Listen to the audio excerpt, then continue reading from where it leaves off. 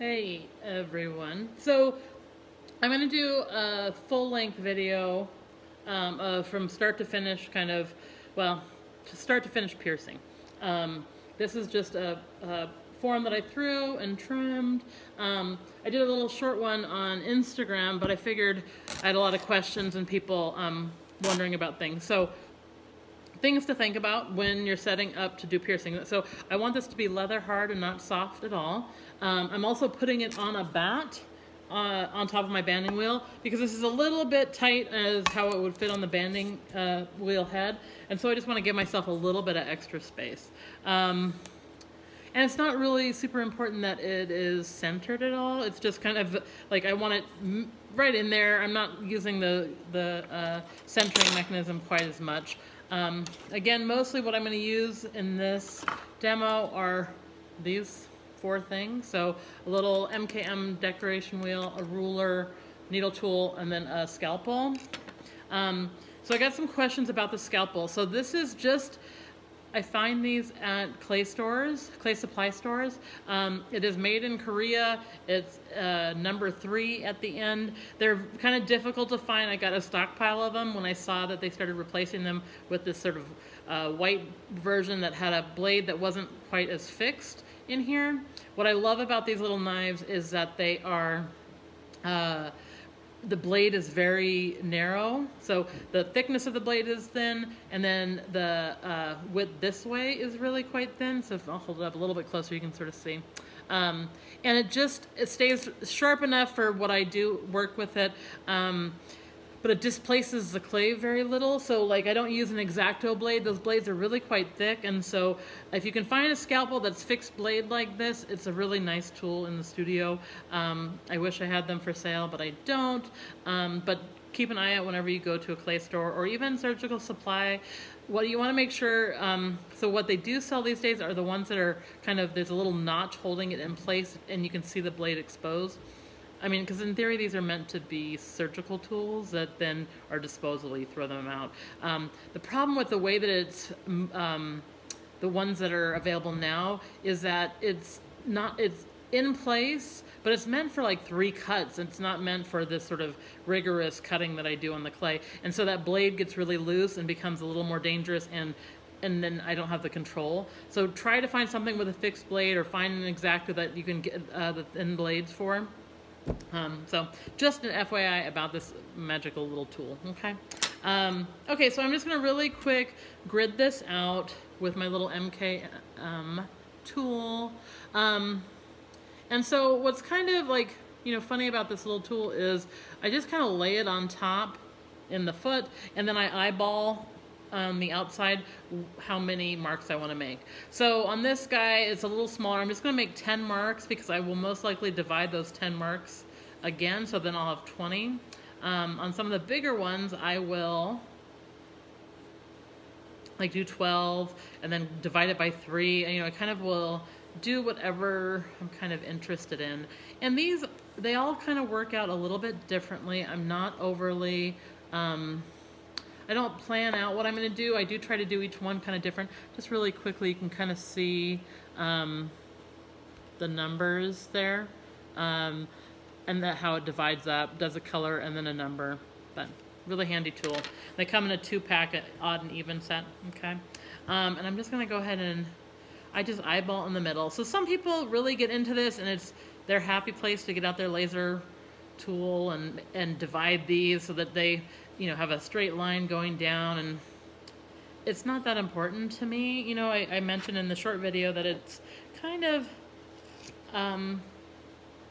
it's to me about my interpretation and how I want this to I want it to have a particular feel, and I don't want it to feel tooled necessarily like a machine made it. I want it to have had this feeling that it's survived through time. And that is a little bit imperfect. We're all weathered by time. So, it's like, that's what I'm after with this, is it just a little bit of that, like, acid wash gene idea, a little bit lived in, pre-used, that whole notion, right? So, it's kind of fun. And like I mentioned the other day, or in the shorter video, this is a thing, I have got 3 more to do. and they've taken me a lot longer this time. I made kind of larger scale ones, and you know, my hands get really tired because I'm really holding myself extremely rigid when I'm sort of making these marks, and that takes its wear on my hand. So I'm really making sure I'm doing my exercises. So, you know, if you have my book, I have a lot of exercises in there about how we care for our body. You know, one of the things I do is once I start cutting, I move this up higher so that I'm a little bit closer and working in front of me and not up below or above.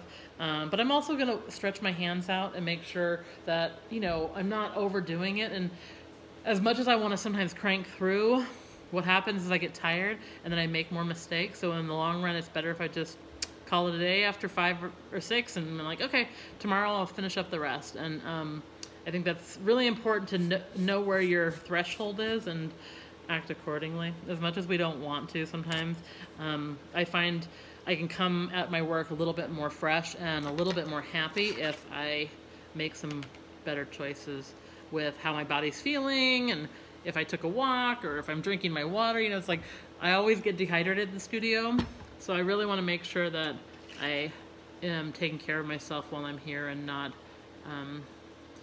overdoing it, because I found that my enjoyment of being in the studio is very much directly related to how I'm taking care of myself.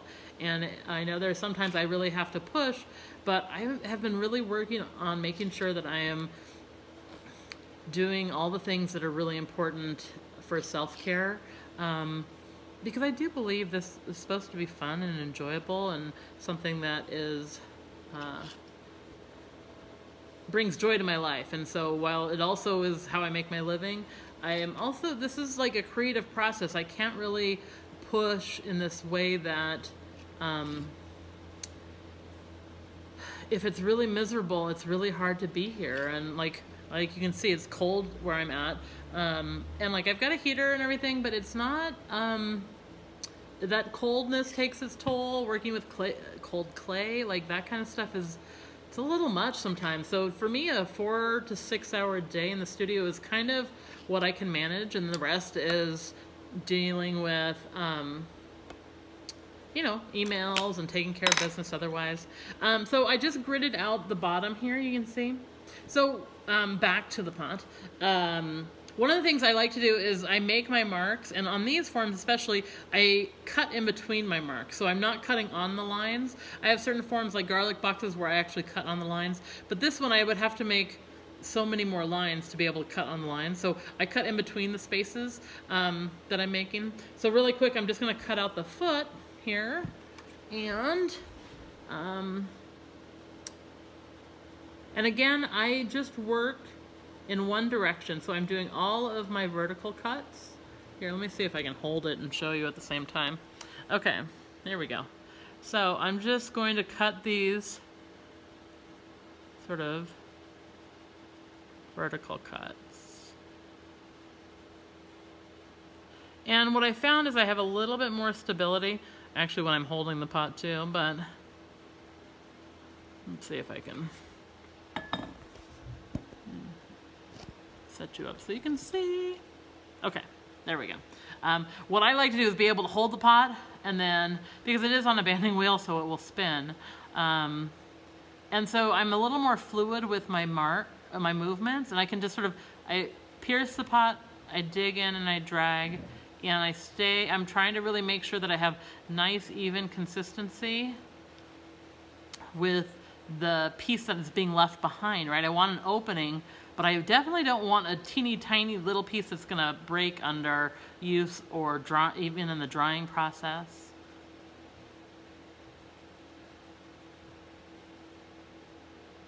So I just wanted to say really quick, because this is like a longer format video, and this is kind of like watching paint dry, I think.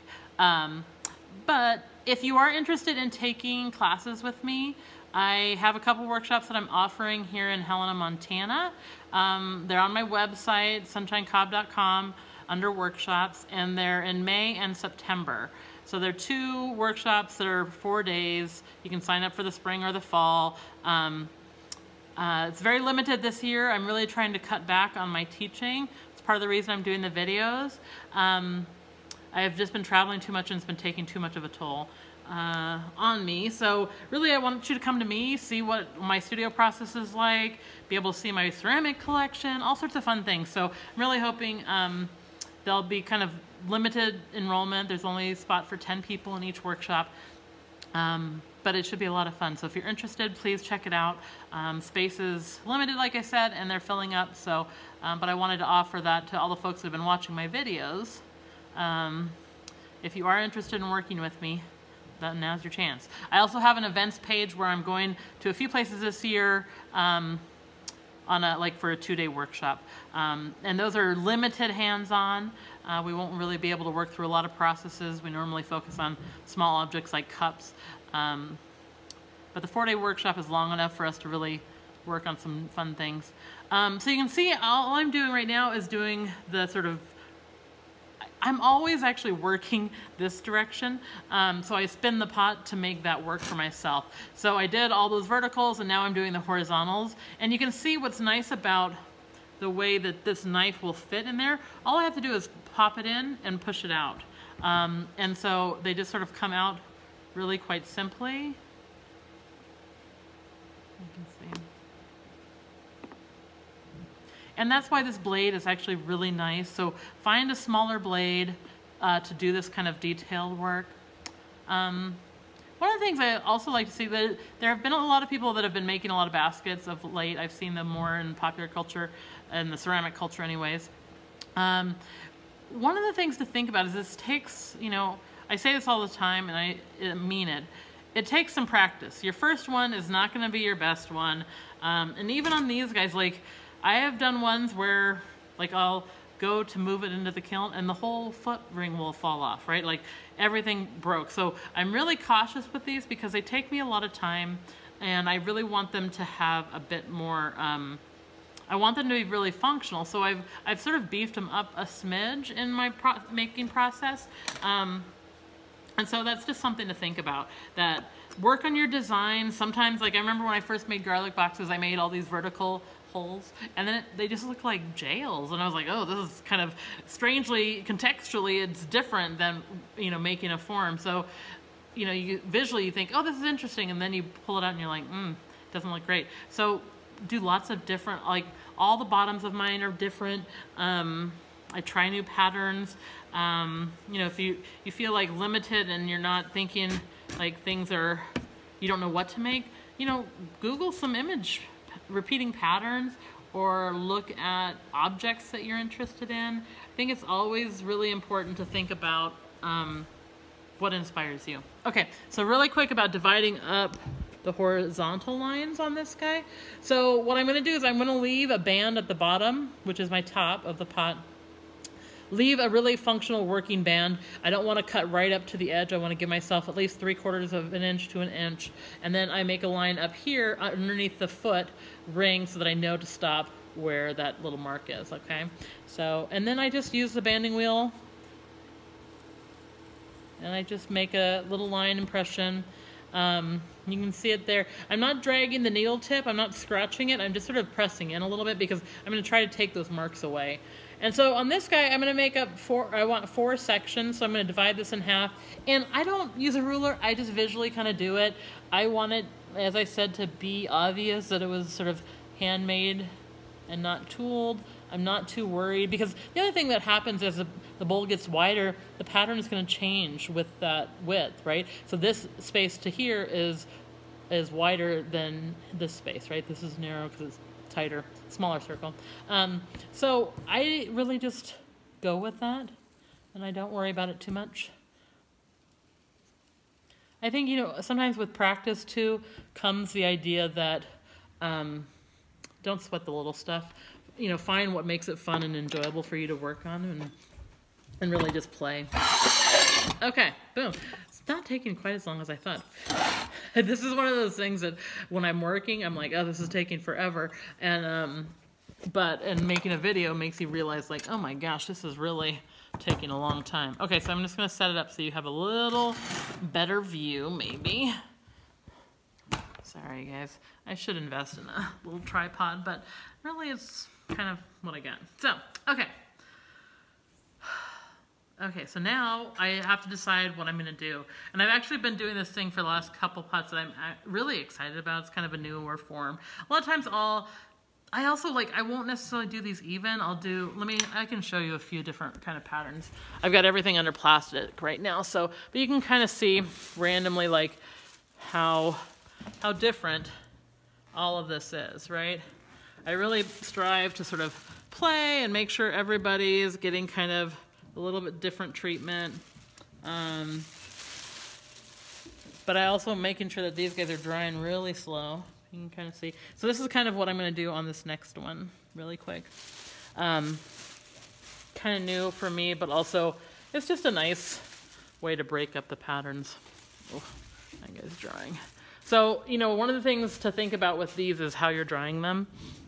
They really are quite fragile and need to be, like, even now I'm like, oh, I need to cover up the two that I have waiting in the wings, because the harder the clay is, the harder, or the more easy it is to make a mistake, in addition to making it really difficult to have a little bit of fluidity when you're cutting.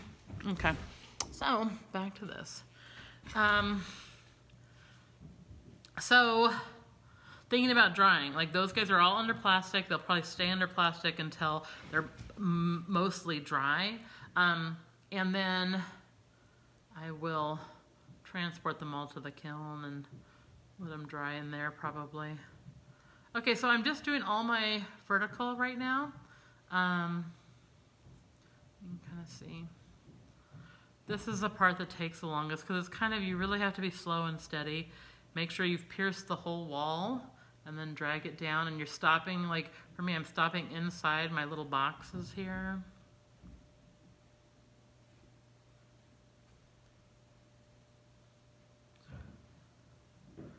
This is when I would normally take questions, but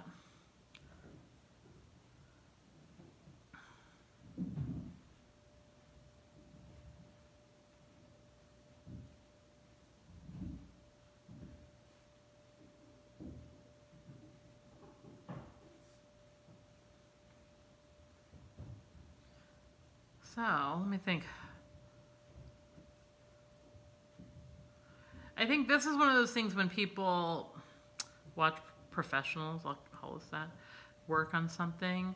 You know, a lot of times I see a lot of videos online that are sort of sped up, and I've put some out there too where really this is very tedious. And I get often a lot of questions of like, well, why don't you just do it this way? And, you know, I don't necessarily think about what's easiest when I'm coming up with designs. I'm interested in the solution to the problem and creating an interesting object, right? And so sometimes that requires a relatively difficult solution. Like this is not an object that is, you know, like all the work that goes into it doesn't really come out in the price point that I can sell it for. But that's part of the reasons, like I go through seasons where I really want to spend time making something and thinking about it and coming up with new patterns, and that's what's important in addition to them finding homes, right? And I want to streamline my process. That's different than making something that's just simple, right? I'm not really in this business because pottery's a really awesome living, right? It's one of those things you really have to want to be interested in. Why do we make handmade objects? What's the importance? Like there's a connection to my spirit and how I approach making different than other people. And that's part of the reason I have mostly other people's pottery in my collection, because they look at problems differently than I do and solve them in a really interesting way. And it's always something to think about, that, you know, this is maybe tedious, but also we could reframe that and call it meditative, and think about how, you know, what I'm interested in, what I'm bringing to it versus what you're going to bring to an object, and then how we share our space in this sort of community. And, you know, most of the time I'm really inspired by gatherings, you know, people coming together and bringing food and making things, and how all of that builds memory and has sort of lingers in the objects that you use for that. And that's something that's really important to me and has been over the past few years. But you can kind of see just how kind of, you know, repetitive sometimes this is. But I think I'll sometimes have students and they want to rush through it and make it more simple and not take the time to really think about the details. And, you know, the devil's just in the details. Like, these objects are beautiful and functional and have this sort of spirit about them because I spend time with them and have failed a lot making them and have found a path towards just sort of unifying an idea, right? And it's like part of this comes from like this, definitely these fruit baskets comes from my love of those old enameled colanders that I would see at like, you know, antique stores or things like that. So that's a result of this interest. You know, this is a result of that interest and finding space for that here. Okay, so now I've got all my horizontal, or no, sorry, all my vertical done. Now it's time for my horizontal. And so I'm going to start at the top. Right now, this pot is actually at a really good temperature, top to bottom. It's pretty consistent. Sometimes if the bottom is really dry, I'll get that bottom one done first. But structurally, it's easier to just get the top done because I'm going to lean on this a little bit with my fingers. So now I'm going to do all the horizontals similarly, where I'm just going to do all this sort of top edge is going to happen. So I'm going to just do that top, or it's top, bottom, whichever you, however makes sense to you.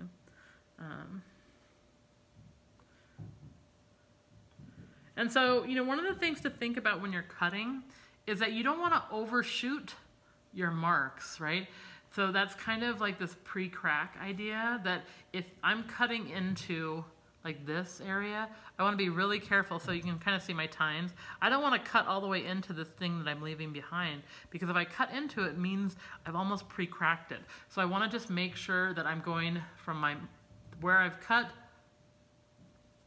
to the next line that I've cut, and I don't want to really overshoot. And that's when, if the clay is too dry, I overshoot it all the time because I'm pushing so hard to get it across. This is like cutting through like butter that's been out of the fridge for a couple hours. So it's nice and consistent and soft, but still has some strength to it. It's not just smushy. Because the other thing is I have to be able to pull this free, okay? So the next one I'm going to do, I'm actually going to do this bottom one because of the pattern that I'm doing. I've just found that this kind of works for me to do the straight lines, and then I'll do the curved all in a row.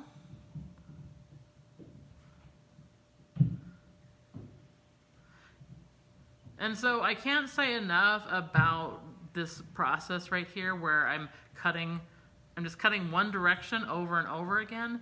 There's so much more consistency in the way that my pattern will look if I do it this way. If I try to cut out each separate box independently, the randomness is just too much. So there's something, and that's often what I see beginning students do, is they'll cut one box out at a time, and then they'll run into a problem or they'll break something. And so part of this is I've also left all of this in until I'm ready to pull it out. And so now I'm going to do the curves, and I'm just going to do the top curve first. And I start at one corner and I come to the next. And I already have that sort of vertical line, so I just know exactly where to go. And I don't mind that each of the curves is slightly different. To me, that just makes it richer in its landscape, really.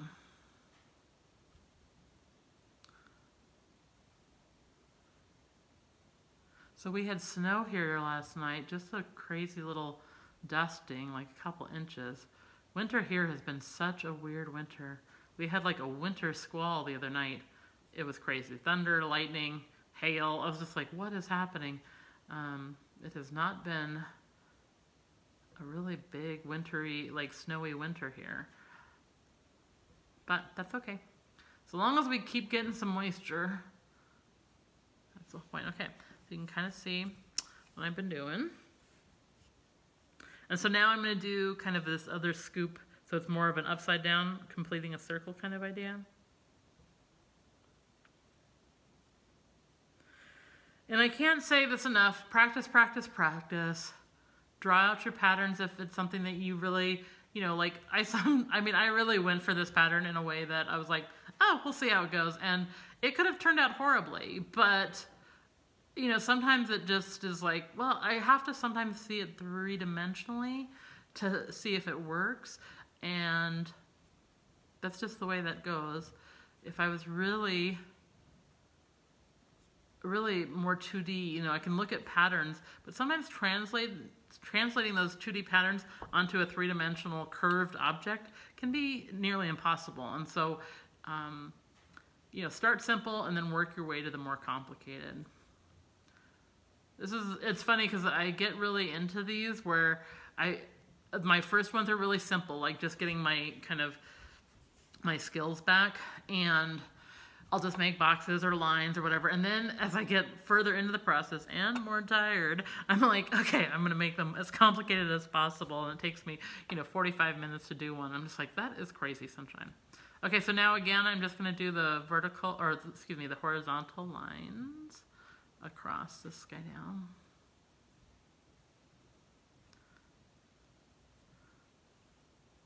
And this is really fun because it's like, if you get the reveal of this is nice once I start pulling out all the pieces that I'm cutting away. But what's nice about leaving the pieces in, so this only works if your clay is really at the right temperature, okay? So if it's sticky, you're gonna have problems getting these out. But this also leaves the structure intact, right? I'm taking away a lot of clay here. And so I'm leaving a framework behind. And if I keep cutting them and pulling them out, this structure is getting moved and tweaked and torqued in a way that it's not very happy with. So if I leave everything in place, that structure is still there, but I can still pop these out relatively simply. So try to leave them in and then pull them out all at the same time. Makes for a nice dramatic finish, but also lends some structural support to your object.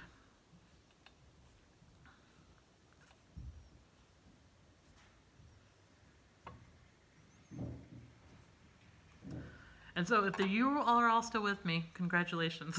This is one of those where I'm like, really, does anybody want to watch me do this for half an hour? Okay, so now I'm going to do the curves again.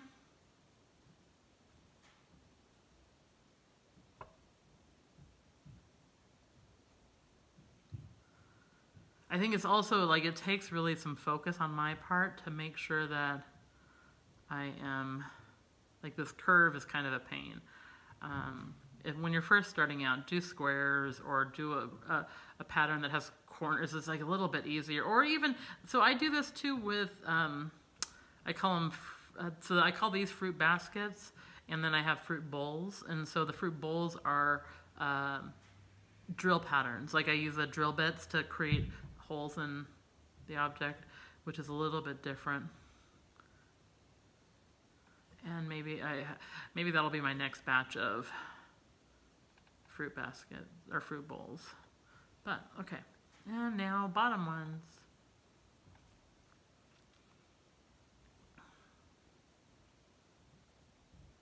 So another thing, my studio's been, and I think it's winter, you know, it's been so barren this winter. Everything goes dark outside. Even though I have these big windows, which are really lovely, I have really gotten into houseplants at my house. And so my house is like a little jungle with 3 crazy kittens running around in it. And so there's a lot of life there. And my studio is just like cold and clay and dirt. And so I bought myself a little philodendron monstera. It was only like $22 at Lowe's. So got myself a little greenery in here. So hopefully it will survive. But it's nice to have it. I'll show it to you after I'm finished cutting here. Okay. Boom. Okay, done and done. Okay, so now I'm just going to pull these guys out. And I typically will just use my knife and kind of stab, like I'll let you see. I'll stab it and then just kind of pull towards myself. I find if I push them through, I can mess it up a little bit. The way that I'm cutting is maybe a little bit tapered, so I just want to make sure that I'm just going to pull them out towards myself, and then I can recut if things seem a little sticky or weird, but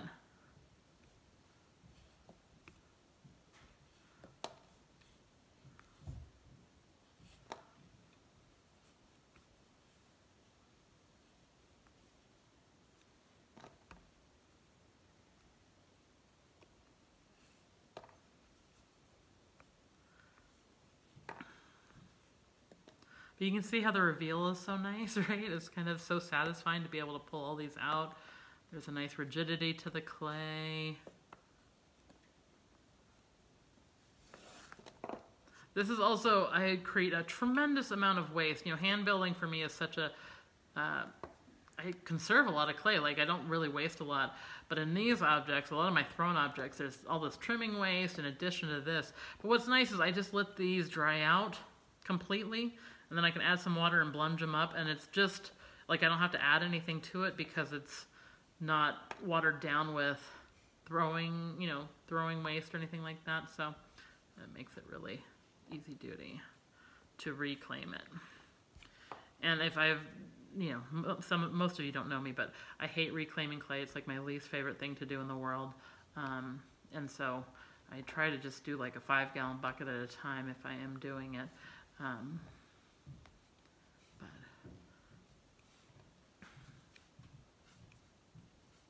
And so the next step on this guy will be to take away the lines that I made for marking out my pattern. And I don't take them completely away, but I want them to just be, I kind of use a little red rib or a metal rib to kind of lay up that pattern back, or lay those lines back down. And that way then they don't show up in the, after the firing. It'll just maybe a hint of them, but not super, super defined, which is what I'm not really after that. So I basically will take away these lines down here very carefully. And then I'll come on this top edge here because I've also have those little needle marks I made. So I'm just going to take those down gently. I'll come after. And so the one thing that this will do is create a little bit of a burr that goes back into the frame there. And what I typically will do is I'll use a little bit of drywall sandpaper after it's kind of cleaned up, or I'll use my X-Acto knife and go back in if it's something that bothers me too much. And I'll just take away some of those burrs. Like even a dry brush at some point will probably take away a lot of those burrs.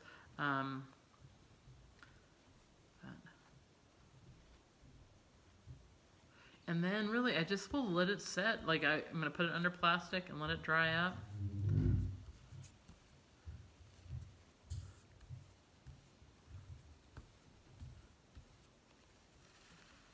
There we go. Okay, nice. And then I will do the same for the top because I didn't do it when I first cut it. But just take away a little bit of those lines. These ones are not as big a concern because they'll get glazed right over, but you guys can see. And so the other thing that I'll often do with these, depending on if it's just like a countertop basket or a colander, I'll also maybe pierce some holes if I'm going to put like a little rubber handle on it. And with that, I'll just use a drill bit, okay? And I will look for a good spot. And then I'm just going to take those. Make sure I find the middle on the other side here.